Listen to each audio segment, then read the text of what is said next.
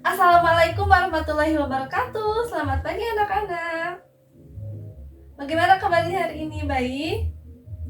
Wah, kayaknya masih kurang semangat nih. Coba sekali lagi ya. Selamat pagi anak-anak. Nah, bagus ya, lebih semangat.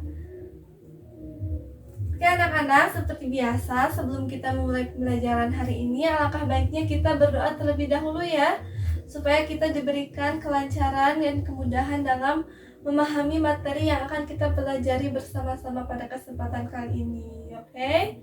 Baik, berdoa di dalam hati, mulai. Berdoa selesai. Nah anak-anak, kemarin kan Ibu sudah bagikan buku cerita, betul? Betul ya? Semuanya di sini sudah kebagian? Oh sebentar ya Ibu, lupa belum mengabsen, kita absen terlebih dahulu ya. Sepertinya ada yang tidak hadir ya hari ini. Siapa saja yang tidak hadir hari ini? Baik, Irwan kenapa? Sakit. Kita doakan bersama-sama ya, semoga Irwan segera diberikan kesembuhan dan kesehatannya supaya bisa belajar bersama-sama lagi bersama kita. Amin ya. Lalu selanjutnya siapa lagi yang tidak hadir? Tessa kenapa? Izin? Oh iya, ada kepentingan keluarga. Jadi yang tidak hadir hanya 2 orang saja ya, sisanya hadir semua. Bagus sekali ya, pada semangat untuk terus belajar. Oke, kembali lagi ke yang tadi Ibu sudah katakan bahwa kalian sudah dibagikan buku cerita Maling Kundang kan ya, minggu kemarin. Coba di sini siapa yang udah selesai membaca keseluruhan ceritanya? Diangkat tangannya yang udah baca dari akhir hingga selesai. Oke, ada beberapa yang sudah dan ada juga beberapa yang mungkin belum ya, baru setengahnya. Ini Caca sudah dibaca kan? Sudah. Oh, baru 2 lembar? Ya tidak apa-apa, yang penting dibaca ya. Tapi usahakan dalam membaca cerita itu dibaca dari awal hingga akhir supaya kita bisa tahu isi keseluruhan cerita tersebut. Jangan hanya setengah-setengah ya. Sekarang Ibu mau tanya nih, kira-kira siapa sih tokoh utama dalam cerita Maling Kundang? Ya, silakan Hamka. Iya betul ya, Maling Kundang. Sesuai judulnya, jadi tokoh utama dalam cerita Maling Kundang itu ialah ya Maling Kundang itu sendiri. Bagus ya. Sepertinya kalian sudah paham dengan pertanyaan yang Ibu sampaikan barusan ya. Nah baik anak-anak, sebelum kita belajar bersama-sama materi kita hari ini, coba duduknya yang rapi, yang tentram, jangan ada yang ngobrol dengan teman sebangkunya ya. Pandangannya fokus ke Ibu ke depan, oke? Mengerti? Jangan ada yang mengobrol ya. Nah, jadi materi kita hari ini ialah mempelajari unsur intrinsik dalam cerita. Nah, kalau minggu kemarin kita kan sudah belajar mengenai unsur ekstrinsik cerita. Nah, jadi minggu sekarang kita akan belajar mengenal unsur intrinsik dalam cerita. Nah, jadi anak-anak, unsur intrinsik itu ialah unsur yang membangun cerita dari dalam. Tanpa unsur ini, cerita tidak akan lengkap ya, karena unsur ini benar-benar mencakup keseluruhan cerita. Mengerti? Oke, jadi unsur intrinsik itu mencakup 7 aspek. Yang pertama itu ada tema, lalu yang kedua itu ada tokoh, ketiga penokohan, keempat latar, kelima alur, keenam sudut pandang, dan yang ketujuh itu adalah amanat atau pesan ya yang terkandung dalam cerita tersebut. Oke, jadi anak-anak, kita akan belajar sama-sama satu-satu mengenai 7 aspek dalam unsur intrinsik ini ya. Nah, yang pertama itu tema. Tema itu apa? Ada yang tahu tidak? Coba ada yang bisa menjelaskan? Tidak ada? Nah, jadi tema itu ialah ide pokok atau gagasan utama dalam cerita. Contohnya dalam buku cerita Maling Kundang. Temanya itu apa? Ada yang bisa menjawab? Coba diangkat tangannya ya yang bisa menjawab. Ya, silakan yang April. Iya betul ya, temanya menceritakan tentang anak yang durhaka kepada orang tuanya. Bagus ya.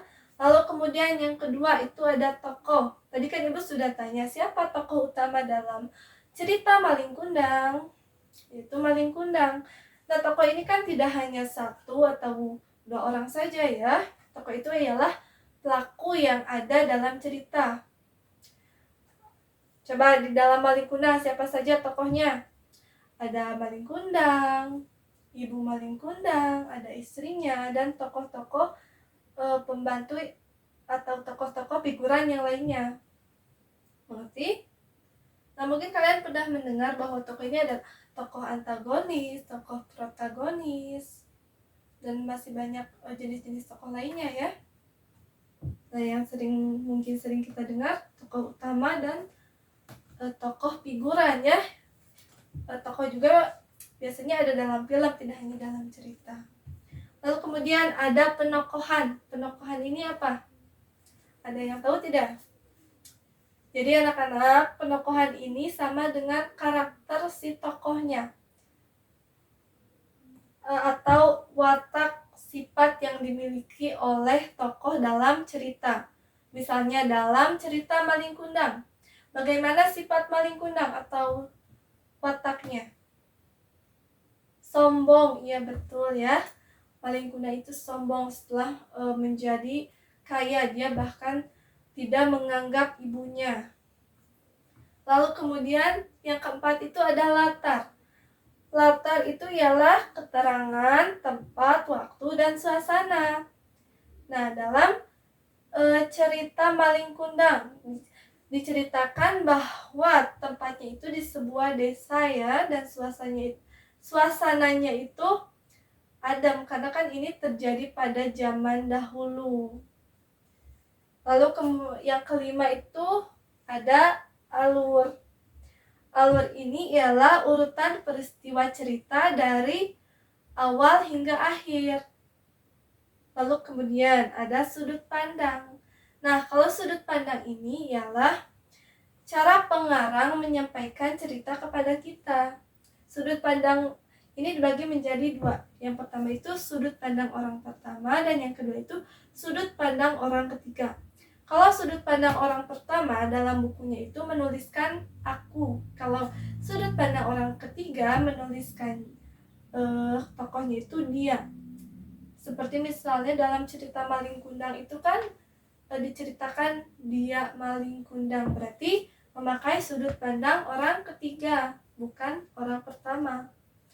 Kalau menggunakan sudut pandang orang pertama, maka mungkin dalam ceritanya aku merantau meninggalkan ibuku untuk mencari pekerjaan ke luar daerah. Tapi tidak ya, tetapi Malin Kundang pergi ke... Jadi untuk sudut pandang dalam cerita Malin Kundang ini memakai sudut pandang orang ketiga ya, bukan orang pertama. Lalu yang ketujuh ini ada amanat atau pesan yang ingin disampaikan oleh penulis dalam cerita tersebut. Kayak misalnya dalam cerita Malin Kundang ini kan kita dalam cerita tersebut mengandung pesan, terkhususnya pesan kepada anak untuk orang tuanya, janganlah durhaka kepada orang tua. Coba ada apalagi pesan yang kalian dapat ketika sudah membaca buku Malin Kundang? Silakan, siapa yang mau menyampaikan? Ya, silakan. Ya betul ya, janganlah jadi orang yang sombong. Meski kalian sudah kaya, sudah menjadi orang yang hebat, tetaplah hormati orang tua kalian, teman-teman kalian. Jangan sampai melupakan jasa-jasa mereka ya, hanya karena kalian sudah sukses. Nah, sekarang Ibu mau tanya nih, mau ajukan beberapa pertanyaan untuk kalian. Kenapa ya Malin Kundang dikutuk dan disebut sebagai anak yang durhaka? Silakan, Salsa. Iya betul ya, karena ketika maling kundang sudah kaya dia tidak menganggap ibunya, bahkan bersikap sangat sombong. Nah, sebelum ibu akhiri pembelajaran hari ini, coba siapa yang bisa menyebutkan unsur intrinsik yang tadi kita sudah pelajari? Kan ada 7 ya, coba siapa yang bisa menyebutkannya dari 1 sampai 7 dengan beruntun? Siapa coba? Ya silakan Silvi. Ya betul. Wah hebat sekali ya, Silvi bisa menyebutkan unsur intrinsik dari 1 sampai 7 dengan baik ya, tanpa kurang apapun. Mari kita berikan tepuk tangan untuk Silvi. Wah kamu hebat sekali. Oke, hari ini anak-anak, jadi kita sudah mempelajari mengenai unsur intrinsik cerita, yaitu ada apa? Tema, tokoh, penokohan, alur, latar, sudut pandang, dan amanah. Kita juga sudah sama-sama belajar tentang isi dari cerita Malin Kundang ya, walau tidak semuanya. Dari cerita ini kita sama-sama belajar bahwa seorang anak patutnya haruslah selalu menghormati orang tuanya dalam keadaan apapun. Jangan ini sudah sukses tapi malah melupakan jasa orang tuanya, jangan ya. Nah, ibu mau kasih tugas nih, coba nanti di rumah bacalah cerita apa saja bebas, lalu kalian buatlah dan temukan unsur intrinsik dalam cerita tersebut. Mengerti tidak? Mengerti ya? Nah, sekian pembelajaran kita hari ini.